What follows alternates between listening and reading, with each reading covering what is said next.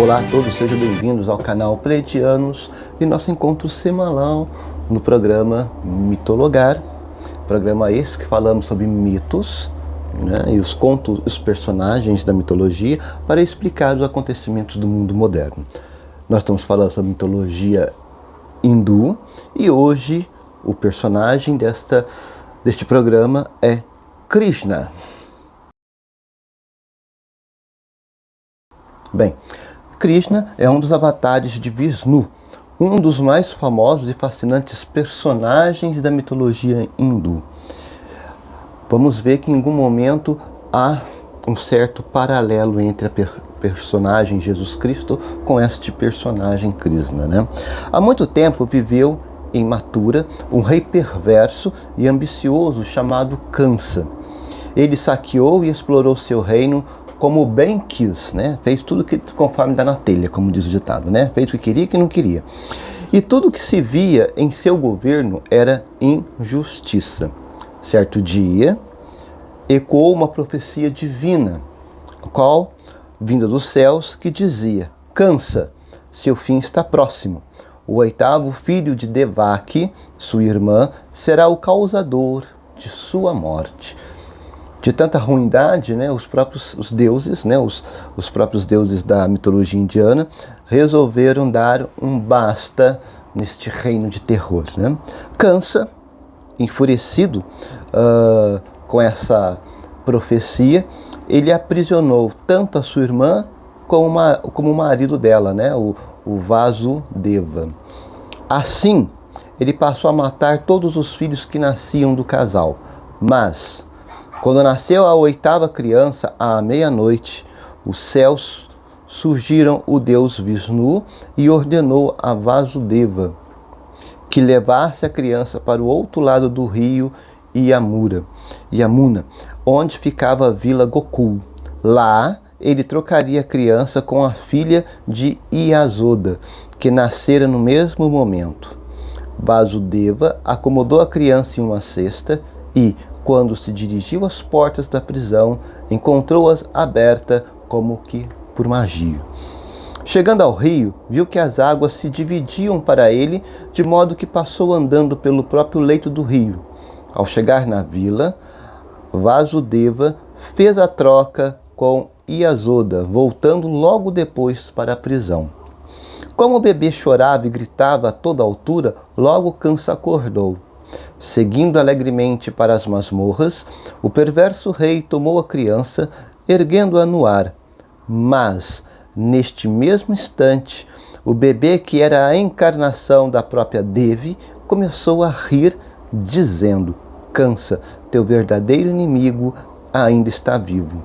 O filho de Devaki está vivo e em seu devido tempo voltará para te matar. E então desapareceu. Kansa estava muito enfurecido e começou a matança de todos os garotos recém-nascidos do reino. Implantou-se um estado de terror sem precedentes. Krishna levou uma vida alegre e cheia de aventuras amorosas em Gokul. Amou muitas pastoras, mulheres e filhas dos vaqueiros, e nenhuma delas resistia a seu charme quando ele tocava sua flauta. Entre todas as moças pastoras, né, que também eram chamadas de gopis, havia uma que era especial para Krishna, Radha. São várias histórias do amor entre Krishna e Radha. Krishna também foi uma criança muito travessa, que constantemente aborrecia Yasoda, como é descrito nos Dohas, né, os poemas de Mirabai, devoto de Krishna. Krishna nasceu para eliminar tudo que faz o mal ao mundo. São inúmeras as histórias de sua bravura, mesmo quando criança. Muitas delas estão relacionadas com as tentativas de Kansa em matar Krishna, depois que o rei o descobrira vivendo em Gokul. Bom, traço um paralelo aqui com a história hebraica que ocorreu no Egito. Lembra-se que no Egito, quem assistiu os 10 Mandamentos na TV Record, e quem assistiu um desenho muito lindo, gente, é um desenho para adultos, não é para criança. Eu praticamente usei muito esse desenho na Crisma, para adultos e adolescentes, para poder explicar para as pessoas o que é a persona de Deus. Chama-se o príncipe do Egito.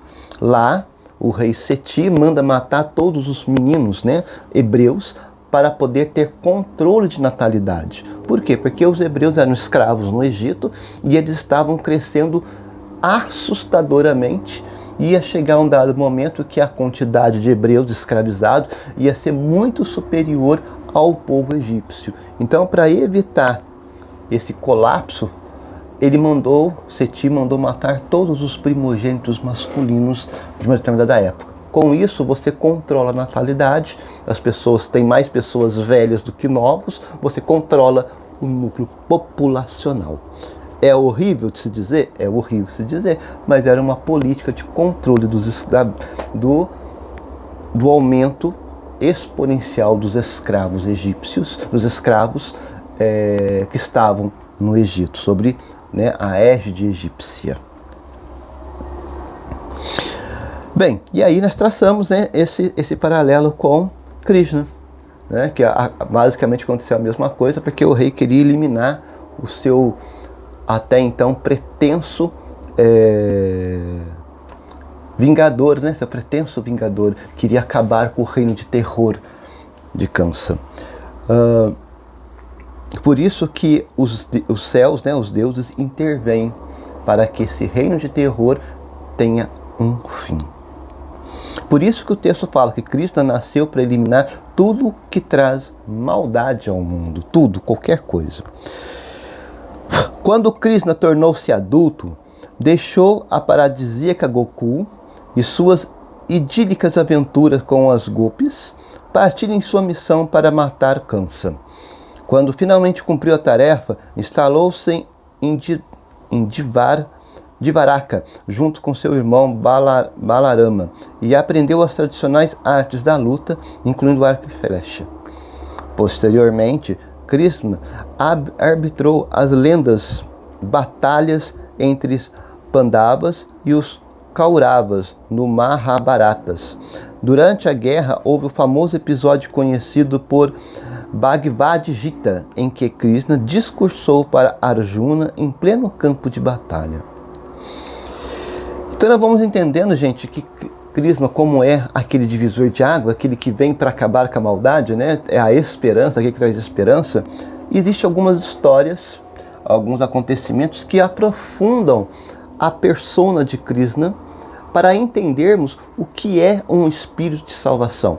Quando eu falo um espírito de salvação, ela está dentro de cada um de nós. Por exemplo, quando nós falamos de Jesus Cristo, né? O Senhor Jesus Cristo, Salvador da humanidade.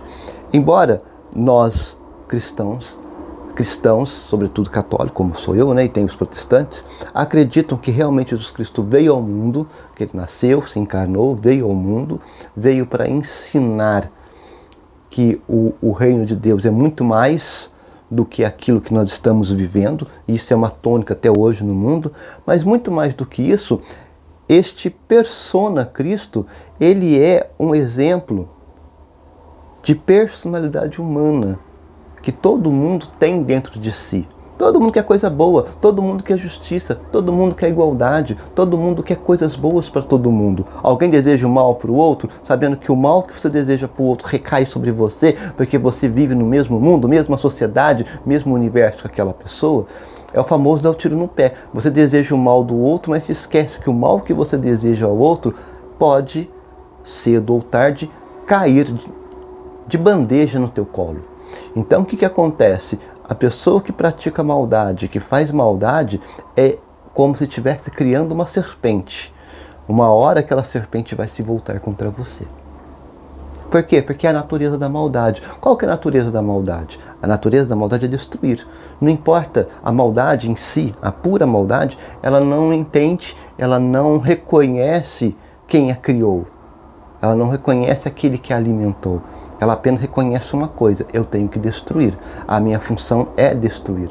Portanto, uma pessoa que é destrutiva, que cria destruição, a destruição que ele cria volta para ele em um dado momento. É o caso do rei que Kamsa, né? Ele é a maldade, ele produz maldade, ele produz destruição. Só que ele esquece que essa destruição volta para seu Criador e volta muitas das vezes em forma de justiça. Então, o que nós podemos entender dessas histórias? Que todos nós somos perseguidores de justiça, todos nós somos perseguidores da verdade, somos perseguidores de dias melhores, de mundos melhores. Quando eu falo mundos melhores, eu estou falando de realidades. O mundo existe existe só um planeta Terra, mas dentro deste planeta Terra existem inúmeros mundos. Temos o mundo ocidental, temos o mundo oriental, nós temos a realidade dos continentes, né? Americano, europeu, africano, asiático e oceânico. Dentro do continente americano, nós temos realidades da América do Norte, América Central, América do Sul. Nós temos a Europa Ocidental, a Europa Oriental. Temos a África Subsaariana, temos o Sul da África e por aí vai. Então são mundos dentro de um único mundo. E cada um com a sua cultura, com as suas crenças, com as suas alegrias, tristezas, dilemas.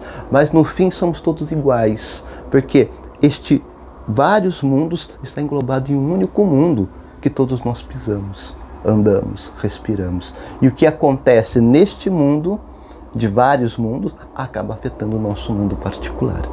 Por isso que a maldade, ela é como uma doença, que é onde ela vai, ela se arrasta. Por isso que nós precisamos sempre, na nossa existência, trabalhar para o bem, trabalhar para as coisas boas, trabalhar para o bem comum. Quando eu falo bem comum, é para mim e para você. Pessoas que pensam na bondade individual, o famoso ubligocentrismo, tudo para mim e nada para o outro, essa pessoa está fadada a viver em um inferno. E quando eu falo inferno, eu falo de todas as sortes de problemas, de dores, de dúvidas, de insegurança, mesmo na riqueza.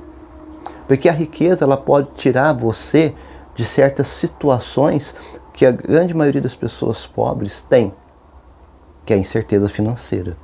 Mas ela não tira de você as outras ordens de problema. Existem muitas pessoas pobres que ao deitar, bota a tua cabecinha no travesseiro e dorme.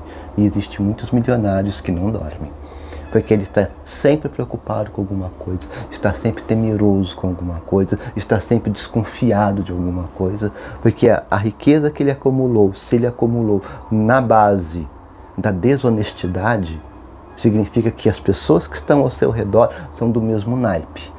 E aí é só uma questão de tempo quem é o mais esperto para engolir o menos esperto. Por isso que aquele que é milionário, rico na base da desonestidade, ele nunca dorme, porque ele nunca sabe de que lado o inimigo vai atacá-lo.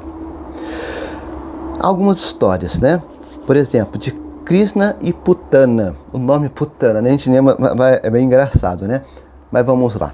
Kansa, o perverso tio de Krishna, que é o rei, havia contratado os serviços de Putana, uma Rakshasi, uma mulher demônio, para matar Krishna.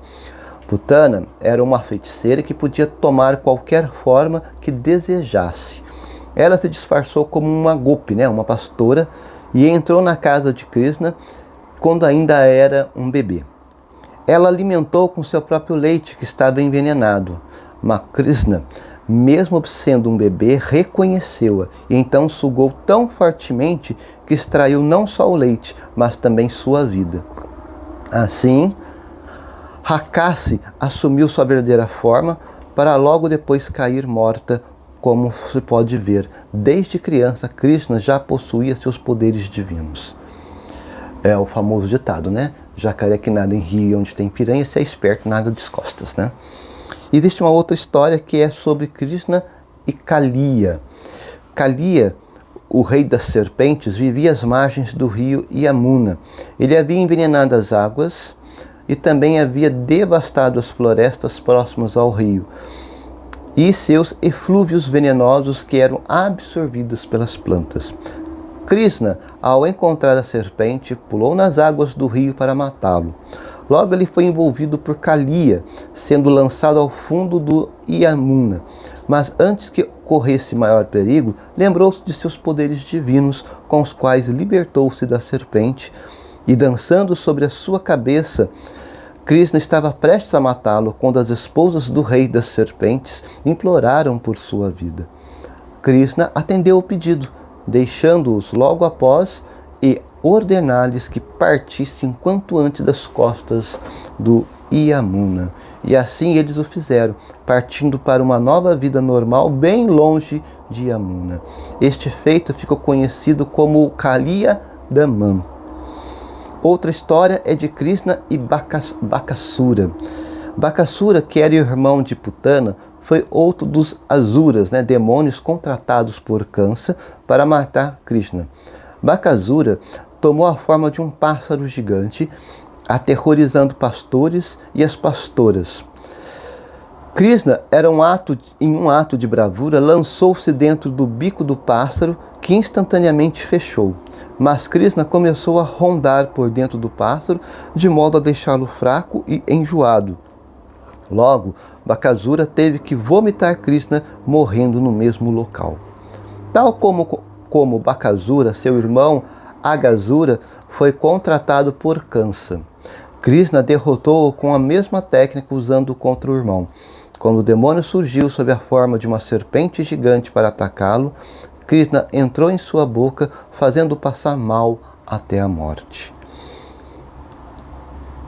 Portanto, gente, nós vamos entendendo que a astúcia chama atenção. É a astúcia, a capacidade de você entender o teu inimigo e as capacidades que esse seu inimigo tem de produzir uma diligência e saber, de maneira sábia, devolver para o teu inimigo a tua fraqueza. Sabe qual é a maior fraqueza da maioria dos nossos adversários? Chama-se soberba. Nós nos achamos tão fortes, tão superiores, tão altivos, que nós esquecemos que, muitas das vezes, toda essa altivez, essa soberba, ela é algo fantasioso, ela é algo montado, ela é algo estabelecido sobre uma estrutura frágil. Só você derrubar a estrutura que ele vai cair do alto do teu ego e se esfacelar. Então, qual é o problema dessa narrativa? Nós temos que sempre estarmos cientes dos acontecimentos da nossa vida. Nós temos que olhar tudo e todos que nos rodeiam e entender quais são as motivações, por que essas pessoas estão ao nosso redor e qual é a importância dessas pessoas na nossa vida. Nós temos que medir essas coisas, porque às vezes nem todo amigo é amigo, nem todo irmão é irmão, nem todo colega é de fato colega. Nós temos que entender que, dependendo da nossa situação, da nossa vida, da nossa condição social, da nossa propositura social, nós poderemos estar aglutinando gente perversa ao nosso redor. É uma história um tanto ilustrativa para nos ajudar a, como diz, um olho no padre e outro na missa, para você ficar esperto ao que está acontecendo ao nosso redor. E quanto à relação de Krishna com nosso Senhor Jesus Cristo? Além de um dos deuses hindus mais queridos, Krishna teve uma vida humana humilde, mas muito agitada.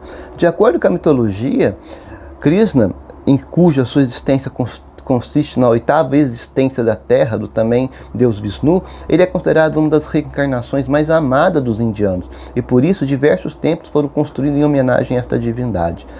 Segundo os Vedas, ou as escrituras sagradas do hinduísmo, Krishna seria uma das principais personificações de Deus. Contudo, é importante ter em mente que o hinduísmo é uma religião com vários deuses, com várias divindades. Ou seja, não há um só Deus. Desse modo, quando associamos Krishna a Deus, é por sua grandiosidade e adoração, e não por ser o único ser superior para os hindus. É aí que nós temos um traçado com Jesus Cristo. Em nenhum momento na história da Bíblia, Cristo se fala, eu sou Deus. Em nenhum momento. Ele fala, eu vim de meu Pai, fui enviado por meu Pai, o meu Pai que estás nos céus, o nosso Deus Todo-Poderoso. Então, o que acontece? Nós estamos dizendo que Cristo, ele é participante do poder divino. Ele é Deus.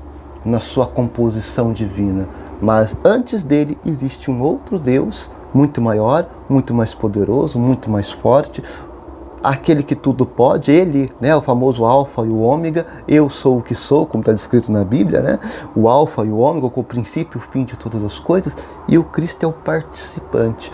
Por isso que muitas das vezes as pessoas têm dificuldade de entender quando a Igreja Católica fala de um Deus trino, o Pai, o poderoso de todas as coisas, o alfa e o ômega, o Cristo que é o co-participante desse poder divino que é Deus, na redenção da humanidade. E por fim, o Santo Espírito de Deus que inflama os corações, que instiga a mente, que nos provoca a sermos melhores a todos os dias. Essas três personalidades distintas formam o que nós chamamos Deus.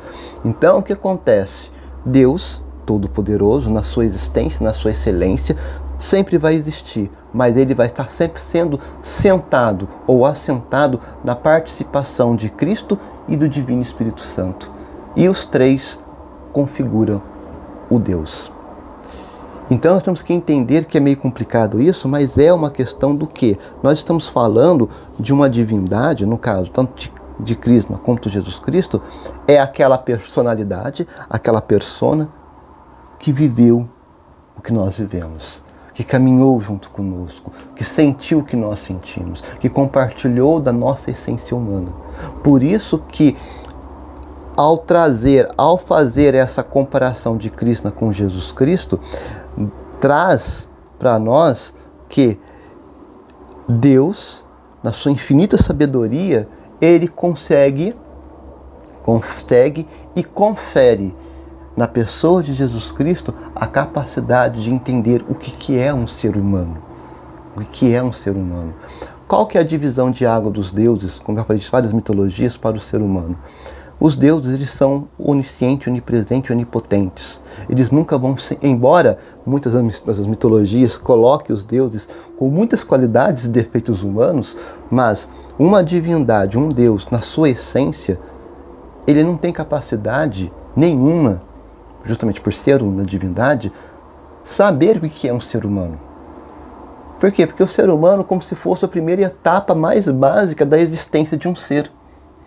E à medida que você vai se ascendendo como personalidade, como pessoa, espiritualmente, psicologicamente, emocionalmente, você vai se desligando do mundo primata de sua origem e se ascende a um ideal mais próximo de Deus, por assim dizer, né?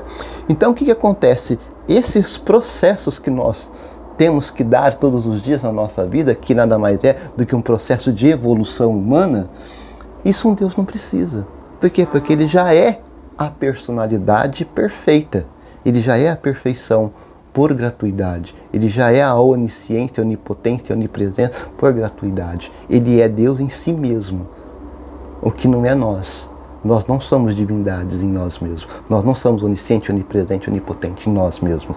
Nós somos seres que estamos em constante mudança, em constante trabalho, em constante evolução para melhor, ou o oposto, ou a involução para o pior. Aí vai depender muito da cultura, dos questionamentos e da vivência como humanos, né?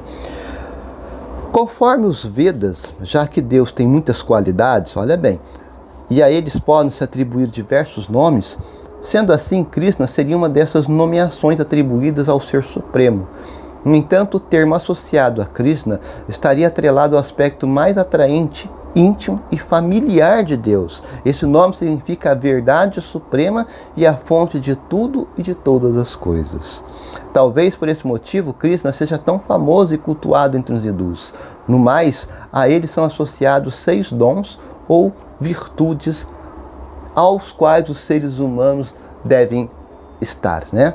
Força, beleza, sabedoria, riqueza. Essa riqueza não é riqueza de dinheiro, é a riqueza pela vida, a riqueza pelas coisas que não são diluídas pela sociedade. Fama. O que é fama? Fama é a boa índole, é aquela pessoa que se destaca pelas suas boas obras, pelo seu bom comportamento, pelo seu bom caráter, pela sua presteza como ser humano. E por fim, renunciar tudo aquilo que é ruim, renunciar tudo aquilo que não presta, tudo que é maligno, tudo que é destrutivo, tudo que não gera vida, em outras palavras. Apesar de ser uma divindade, Krishna nasceu como ser humano e assumiu essa forma por anos. Acredita-se que sua personificação como homem tenha acontecido para que ele levasse bondade ao mundo. Mesmo carregando consigo o ensinamento do hinduísmo, o Deus foi rejeitado pelos homens e incompreendido em sua forma terrena. Jesus Cristo. Totalmente. Né? Totalmente. Vamos falar assim, se eu falar Krishna, Jesus Cristo é a mesma pessoa, são nomes diferentes, mas os atributos são os mesmos. Por quê? Porque é a vontade de Deus fazer-se que a humanidade conheça o que é bom, o que é louvável, o que é grandioso, o que eleva a pessoa em seu espírito para a luz, para a vida, para a dignidade. Porque até então estava nas trevas, vivendo de trevas, adorando as trevas, comendo trevas e vivendo daquilo que as trevas podem produzir. A vida adulta de Krishna, além de um bebê poderoso, cresceu em torno de um jovem cheio de habilidades. Há diversas histórias da divindade durante sua vida terrena. Comumente, essas narrativas revelam o quão ele era poderoso e querido, além de revelar sua incrível capacidade de fugir de problemas. Mesmo adulto, não se livrou da perseguição de Kamsa, que contratou outro ser maligno para matar o deus. Desta vez, entre tantos como Bakasura, Putana, a própria serpente, tudo isso a fim de pôr fim a Krishna. Por quê? Porque a sua vida adulta não se resumiu a fugir da morte. Ele também se apaixonou e fazendo sucesso com os seres humanos, escolheu sua companheira como Radha. Além disso, assume o reino da cidade de Dvaraka, cujo significado sagrado é porta pequena. Além de possuir, a humildade, por ser criado com pastores, aí entra as semelhanças de Cristo com ele, que primeiramente ambos assumem a forma humana a fim de disseminar o bem, pregar os princípios de amor, boa convivência entre as pessoas. Além disso, seriam capazes de realizar milagres. Na história de Krishna, descrita acima, muitas pessoas interpretam as peripécias da divindade, que seria uma espécie de ação milagrosa. Isso porque, para se livrar de problemas, o Deus usaria suas habilidades sobrenaturais e assim como Jesus o fez. No entanto, uma das ligações entre as duas divindades seria também uma polêmica, a suposta crucificação de Krishna. Apesar de não existir nenhuma menção a isso nos Vedas, há muitos historiadores e pesquisadores que acreditam que haja uma interpretação possível para isso. Deste modo, haveria uma interpretação dos relatos orais relacionados a Krishna, que dão a entender que o deus hindu teria sido crucificado. Há uma lenda que conta que a divindade teria sido atingida por uma flecha no pé e pendurado em uma árvore, o que poderia ser uma analogia a um ato de crucificação. Nós temos que entender o seguinte, gente. O que quer dizer sobre isso? Quando você pega uma divindade, ou tanto Krishna quanto Jesus Cristo, que ele vem e se contrapõe a uma estrutura estabilizada no mundo naquele momento, ela tende a ser reacionária. O que é ser reacionária? Combater. O que causou a crucificação de Cristo? As pessoas falam, foram os judeus. Gente, vamos ser muito honestos. Os judeus é a última prequela dessa estrutura. A primeira de todos é a ruptura de uma estrutura. O que é uma estrutura? Existia uma estrutura social rígida que deveria ser seguida, e essa estrutura massacrava os pobres. Então a vinda de Cristo botava em xeque essa estrutura. Depois bota em xeque o poder dos próprios líderes hebreus ou judeus. Por quê? Porque já que eles se aproveitavam desta estrutura social para se manter no poder, ao questionar a estrutura, eu também estou questionando a moralidade destes líderes. É perigoso. Depois, questiona-se a doutrina, que ela vai sendo manipulada, reescrita, acrescentada, tornando-se um fardo para aquele que o segue. Sendo que ser cristão, ser de Deus, exige-se apenas aperfeiçoamento humano. É o nosso aperfeiçoamento humano, pessoal. Não são regras, não são 600 e não sei quantas regras. Você pode seguir as 600 e não sei quantas regras e ainda assim você está quilômetros de distância de Deus. Por quê? Porque pode ser uma coisa meramente figurativa. E é o que acontecia naquela época. E por fim, nunca e não menos importante, a própria história judaica. A história judaica esperava um salvador guerreiro que livrasse o povo da opressão romana. E o Cristo não era nada disso. Ele vem falar, meu reino não é deste mundo. Se fosse deste mundo, eu não estaria preso. Então ele é um perturbador de uma ordem, de uma estrutura social, de uma estrutura de governo, de uma estrutura religiosa, de uma estrutura econômica que favorecia um pouco sobre muitos. Por isso ele foi crucificado. Isso é essencial. E o que muda hoje para nós? Nada. Nós estamos vendo no programa O Papo nós falamos sobre o sistema econômico, político, social, socialista, socialista, comunista e anarquista, foi falado.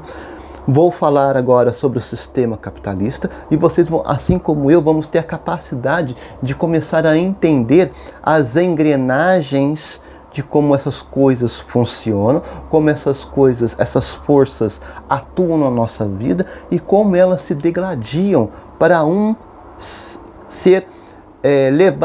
levar vitória sobre a outra. Porque são interesses opostos e quando há interesses opostos, aquele que está dominando, ele vai lutar com todas as armas que ele tiver nas mãos, vai esquecer completamente ética, religiosidade, moralidade, vai se lançar mão de todas as armas para continuar no poder. Isso foi o que aconteceu na época de Cristo. Por isso a crucificação dele. E a mesma coisa é ilustrado a Krishna. É manter um status quo, porque está favorecendo um grupo. E um grupo não abre mão do poder, né? É interessante nós entendermos isso, né? Agora, psicologicamente, existem algumas dualidades que nós vamos encontrar em Krishna. Dualidade e unidade. Frequentemente é retratado como a divindade que encarna a dualidade entre a humanidade e o ser divino, sugerindo uma unidade subjacente entre os opostos aparentes. Existe uma junção, existe uma ação, né? Infância e juventude. Sua infância é marcada por histórias encantadoras que exploram temas como inocência, travessura, curiosidade, refletindo aspectos do desenvolvimento psicológico infantil. É tão bom ser criança, né? Amor e devoção. Krishna é conhecido por seu amor compassivo e seu papel como amante divino, especialmente simbolizado por sua relação com Radha. Isso representa a busca humana por amor e conexão espiritual. Todos nós precisamos ser amados, todos nós precisamos de uma conexão espiritual. É claro que aqui foi retratado um casal heterossexual, mas no mundo que nós vivemos atualmente, conexão humana e espiritual, ela independe de sexo. São pessoas. E nós precisamos muito estar conectados com pessoas, porque são pessoas que fazem a nossa vida melhorar. São pessoas que fazem, que dá cor, um gosto pela vida. Nossas paixões, boas paixões, né, nos inflama a ter uma vida ardente, um desejo pela vida. E olha, e é justamente o que está sendo mais combatido no mundo moderno, é essa ardência pela vida. Nós estamos sendo empurrados para a morte. Nós nascemos, vivemos como se fôssemos cadáveres. Por quê? Porque no qual nós não vemos mais beleza na vida. Por que existem tantas pessoas viciadas em todos os tipos de entorpecentes legais e ilegais que existem no mundo? Porque a vida perdeu o brilho. Vivemos como defuntos ambulantes. Guia e conselheiro. Como um conselheiro e guia espiritual, os textos como o Bhagavad, Gita, de Krishna, representa a voz interior que orienta e aconselha em tempos de conflito e incerteza. Isso é uma tônica da vida toda do humano. Todos os dias precisamos de conselho, todos os dias precisamos rever a nossa vida, os nossos comportamentos, para que nós não acabemos sendo traídos pelas nossas próprias ideias, pelos nossos próprios ideais e acabemos, de uma forma ou outra, vítimas de más ações, de más pensamentos que nós mesmos produzimos, Destruidores do mal. Krishna também é conhecido por sua luta contra o mal, simbolizando a coragem e a determinação necessárias para enfrentar desafios e adversidades. Nós temos que ter sempre coragem. Coragem é a motivação das coisas, Autoconhecimento e autorrealização. Bhagavad Gita, onde Krishna instrui Arjuna, explora temas de autoconhecimento, propósito de vida, caminho espiritual, oferece ideias psicológicas profundas sobre a natureza humana. E nós precisamos disso. Muita coisa. Precisamos ter propósitos para a nossa vida. Por que você acorda cedo? O que te motiva a acordar e se levantar da cama? Quais são as motivações? O que te faz rir? O que te deseja continuar vivo? Precisamos dessas motivações. Autoconhecimento e renúncia e desapego. A vida de Krishna, em seus ensinamentos, muitas vezes enfatiza a importância do desapego, dos resultados das ações, promovendo a serenidade mental e emocional. O que isso quer dizer? Tem coisa, gente, na nossa existência que nós precisamos estar atentos, que elas podem nos colocar diante de situações que temos que fazer escolhas. Então não são as escolhas. A motivação para fazer qualquer tipo de coisa, ela tem que ser uma primícia de bem-estar. A primeira coisa é um bem-estar social. Eu tenho que sentir-me bem naquilo que eu me proponho a fazer. E se for outras pessoas alvos daquilo que eu estou me propondo a fazer e for bom, melhor ainda. Melhor ainda. Qual das minhas alegrias, gente, que faz aqui eu estar aqui diante dessa câmera conversando com vocês? Seja aqui o programa Mitologar, que já faz mais de ano que está aqui, seja o programa O Papo É, que começou há algumas semanas. É a alegria de estar conversando, de estar fazendo troca de informação, de dar a vocês um pouco de conhecimento seguro e fazer vocês pensarem. De me fazer também repensar tudo aquilo que eu sei, tudo aquilo que eu aprendi e confrontar com realidades da vida para que eu seja melhor amanhã do que eu estou sendo hoje. E na mesma esperança que vocês que estão me vendo e me ouvindo, através de tudo que acontece neste canal, sejamos melhores hoje o que fomos ontem e amanhã o que estamos sendo hoje. Então essas são as minhas motivações. Quais são as suas motivações para a vida? O que te faz te levantar? O que faz você ter esperança? O que faz você ter crença na vida? Crença num Deus da vida? Crença num espírito superior chamado Deus que tudo pode fazer e mudar as nossas existências? O que te motiva a mudar o mundo que eu e você vivemos para ser um mundo melhor para todos?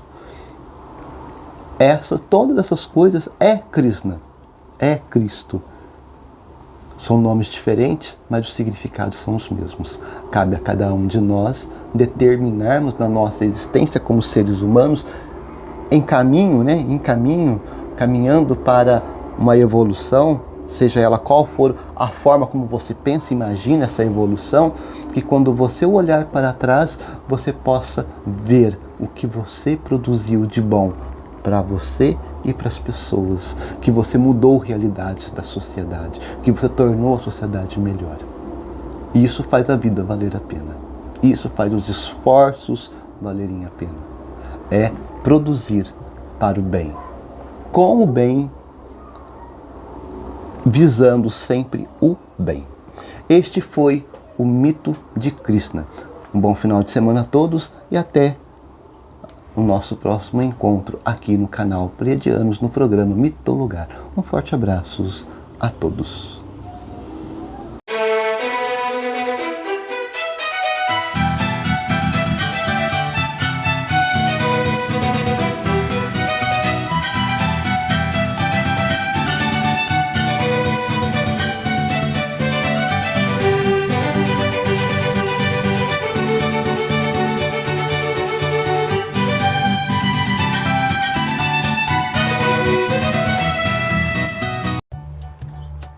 Nós somos a Associação SOS Felinos, onde nós dedicamos com muito amor e carinho a cuidar de 55 gatinhos que foram resgatados da rua.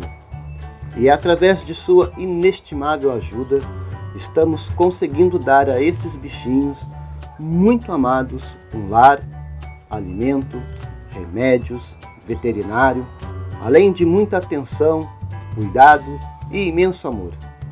Se você ainda não conhece a Associação SOS Felinos, venha nos conhecer pelas redes sociais e assomar conosco neste projeto.